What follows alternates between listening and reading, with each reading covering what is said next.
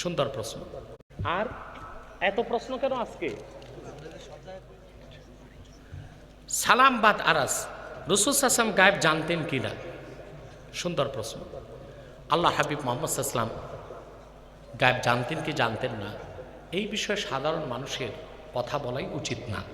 বিষয়টা অত্যন্ত স্পর্শকাতর। এটা কি বিষয়টা? স্পর্শকাতর। প্রশ্ন হলো গায়েব কাকে বলে? আপনার তো এটার অর্থই জানেন না, ঝগড়া করতেছেন রসুল্লাহ গায়েব জানতেন কি জানতেন না।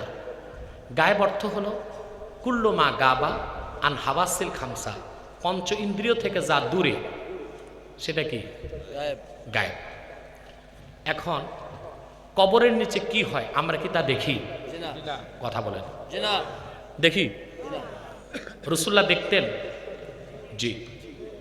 মুসলিমে হাদিস এসছে, সেই মুসলিমে আল্লাহ রসুল মুহাম্মদ সাল্লাল্লাহু আলাইহি ওয়াসাল্লাম সাহাবা কেরামকে নিয়ে মদিনা মুনাওয়ারাতে হাঁটতেছিলেন। দুইটি কবরের সামনে যে রসুল্লাহ থেমে গেলেন, বললেন ইন্নাহুমা ইউআজ্জাবান, এই দুই কবরে আযাব হচ্ছে। ওমা ইউআজ্জাবান ফি কাবীর, শিরক কুফর বড় অপরাধে আযাব হচ্ছে না, দুইটা আমলের কারণে হচ্ছে, বদ আমল। আম্মা আহাদুহুমা ফাকানা ইয়ামশি বিন্নামিমা, একজনের অপরাধ ছিল সমাজে আর মহল্লায় ঘুরে ঘুরে চগলখড়ি করত। এই অভ্যাসটা আমাদের আছে বাংলাদেশে, চগলখড়ি। এই কিছু বুড়া মানুষ কাজ নাই, পোলা দুইটা মালয়েশিয়া বসে হোটেলে হোটেলে চা খায়, উত্তর পাড়ারটা দক্ষিণ পাড়ায়, দক্ষিণ পাড়ারটা উত্তর পাড়ায়, ঝগড়াঝাটি লাগায় বসে থাকে, আছে না? এটা চগলখড়ি। এটা কি? রাসূলুল্লাহ বললেন এই চগলখড়ির কারণে আযাব হচ্ছে। আর আল্লাহ রাসূল বললেন ও আম্মাল আখর ফাকানা লা ইয়াস্তানজিহু মিন বাউলিহি লা ইয়াস্তাতিরু মিন বাউলিহি, দ্বিতীয় জনের অপরাধ ছিল সে পেশাব থেকে ভালো করে বাঁচত না। কথা বুঝতেছেন?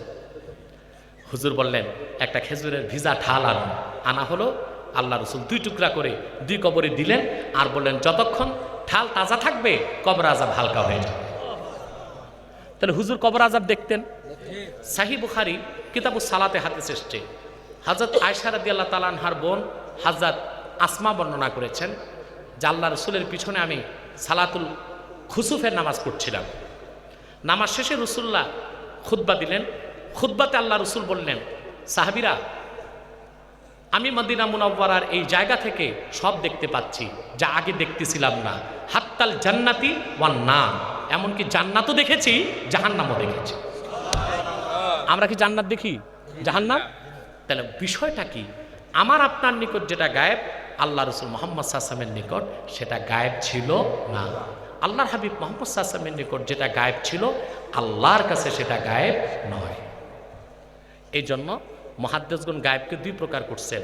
মোল্লা আলী কারি মেশকাতে সরা মেরকাত প্রথম খণ্ড হাদিসে জিবরিলের ব্যাখ্যায় লিখেছেন গায়েব দুই প্রকার, একটা গায়েবে মুতলাক বা গায়েবে জাতি, বিনা মাধ্যমে গায়েব জানা। এই গায়েব রাসূলুল্লাহ জানতেন না, ওটা শুধু আল্লাহ জানেন। কোরআনে আল্লাহ বলছেন কুল লা ইয়ালামু মান ফিস সামাওয়াতি ওয়াল আরদিল গায়বা ইল্লাল্লাহ।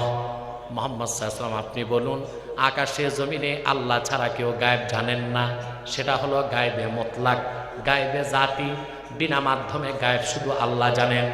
কিন্তু রাসূলুল্লাহর সামনে আল্লাহ বলেছেন ওয়ামা হুয়া আলাল গায়বি বিদনিন, আই ওয়ামা হুয়া আলাল গায়বি বিবাখিল। আমার রাসূল মুহাম্মদ সাল্লাল্লাহু আলাইহি ওয়াসাল্লাম গায়েব প্রকাশের ক্ষেত্রে কৃপণ নন। হুজুর যে গায়েবটা জানতেন ওটা গায়েবে এজাফি, কোনো মাধ্যমে জানতেন, আর আল্লাহ যে গায়েব জানেন বিনা মাধ্যমে। কথা বুঝতে পারছেন? মোদ্দা কথা, আমার আপনার নিকট যেটা গায়েব মুহাম্মদ সাল্লাল্লাহু আলাইহি ওয়াসাল্লামের নিকট সেটা গায়েব ছিল না। মুহাম্মদ সাল্লাল্লাহু আলাইহি ওয়াসাল্লামের নিকট যেটা গায়েব ছিল আল্লাহর কাছে সেটা গায়েব নয়। অর্থাৎ আমার আপনার এলেমের সাথে রাসূলুল্লাহর এলেমকে তুলনা করলে কুফর হবে, রাসূলুল্লাহর এলেমের সাথে আল্লাহর এলেমকে তুলনা করলে শিরক হবে। কুফরও করা যাবে না, শিরকও করা যাবে না।